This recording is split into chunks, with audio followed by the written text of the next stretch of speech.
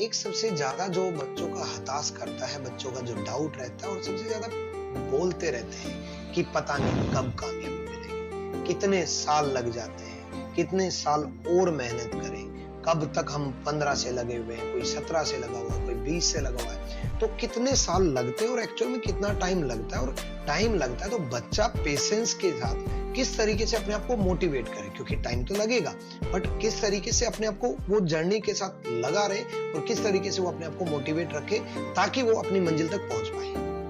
जी sir. देखो sir, इस चीज़ के बारे में बताना चाहूँगा कि बच्चे दोनों जगह हैं। बच्चे अपने घर पे भी हैं और बच्चे यहाँ मुखर्जी नगर में भी हैं, और बच्चे अलग-अलग जो टाउन्स हैं उनके जहाँ पे एजुकेशनल इंस्टीट्यूट है वहाँ भी रह रहे हैं, पीजी में रह रहे हैं, रूम्स में रह रहे हैं। तो इस चीज़ का मैं बताना चाहूँगा कि वहाँ पे दिक्कत क्या आती है कि आपको एक तो पैसा लगता है ज़्यादा, बहुत ज़्यादा पैसा लगता है। आप कहीं पे भी रूम्स वगैरह लेके रह रहे हो या फिर पीजी वगैरह है, तो आपके दिमाग में ये रहता है यार घर वाले कितने साल पैसा देंगे, कितनी प्रॉब्लम होएँगी। तो आपको मैं बताना चाहूँगा कि एसएससी की जो प्रिपरेशन है ना, वो उसमें 1 साल तो मिनिमम लगता है। मिनिमम लगने का मतलब ये होता है कि आपको 6 या 7 महीने तो आपको कोचिंग कंप्लीट करने में लगते हैं। क्योंकि आपके पास सब्जेक्ट अकेला सब्जेक्ट नहीं है कि आप मैथ्स करना है।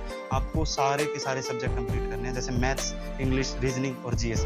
जीएस में पार्टिकुलर आपको पता है 7 सब्जेक्ट्स हैं, अलग-अलग आपको पढ़ने पड़ते हैं, अलग-अलग जगह से।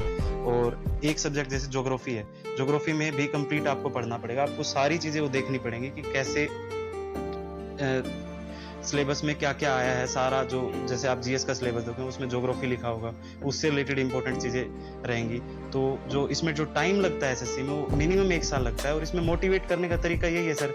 अगर आप दिल्ली रह रहे हो, किसी इंस्टीट्यूट के पास रह रहे हो, तो आप बाहर निकलो और जो बड़े-बड़े होर्डिंग्स लगे हैं वहाँ पे बच्चों के फोटोज़ हैं, उनको देखो। सर मेरा तो यही रहता था कि जो इंस्टीट्यूट में जो बच्चों के होर्डिंग्स लगे रहते तो कई बार दिमाग में आता था कि हमारी यहाँ पे कब लगेगी, ठीक है? और इस तरीके से सोचते-सोचते यही होता था कि अब तो जाके और ज़्यादा मेहनत करनी है। और जो बच्चे घर रह रहे हैं उनको लिए बेस्ट मोटिवेशन का तरीका है, अपने मम्मी-पापा से जाके बात करो, उनसे एक बार ये पूछ लो, मम्मी अगर मेरी जॉब लग गई तो आपको कितनी खुशी होगी? तो आप वो जो जिस तरीके से वो रिएक्ट करेंगी ना, तो आपको उसी चीज़ को मोटिवेशन बनाना है। तीसरा, आप सेल्फ मोटिवेट भी हो सकते हो कि किसी ना किसी टाइम पे आपके 3 स्टार लगने वाले हैं, तो इस चीज़ से भी आप मोटिवेशन ले सकते हो कि आपको करना है और लिमिटेड टाइम में करना है। बच्चे ज़्यादा टाइम इसलिए लगा रहे हैं क्योंकि वो थोड़ा नॉन सीरियसनेस दिखाते हैं, और प्लस में कुछ बच्चों का थोड़ा-सा कैलिबर लेवल या फिर समझने की शक्ति थोड़ी कम होती है, उनको 1.5 साल लग सकता है। पर पेशेंस रखना पड़ेगा भाई। एसएससी एग्ज़ाम ऐसा नहीं है कि आप 1 साल उसको वेट कर 1 साल में ही आप कंप्लीटली जॉब ले रहे हो। नहीं भाई, आपको 2 साल लगेंगे, क्योंकि 1 साल तो आपकी एग्ज़ाम प्रोसेस चलती है। अलग-अलग टाइप के आपके एग्ज़ाम्स होते हैं।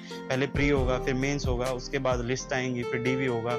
उसके बाद कभी ना कभी अगर किसी एग्ज़ाम में नहीं होता तो थोड़ा हताश भी होना पड़ता है। पर मेरा ये मानना है कि जब आप हताश होते हो तो आप अपने आप को एक स्प्रिंग की तरह दबाओ, कि जैसे ही वो एग्जाम पॉइंट ऑफ व्यू से देखो उस चीज़ को, कि जैसे ही आपने देखा कि जो स्प्रिंग है वो ज़्यादा दब गया, तुरंत उसको छोड़ दो। आप एक पुशअप के साथ आगे बढ़ोगे।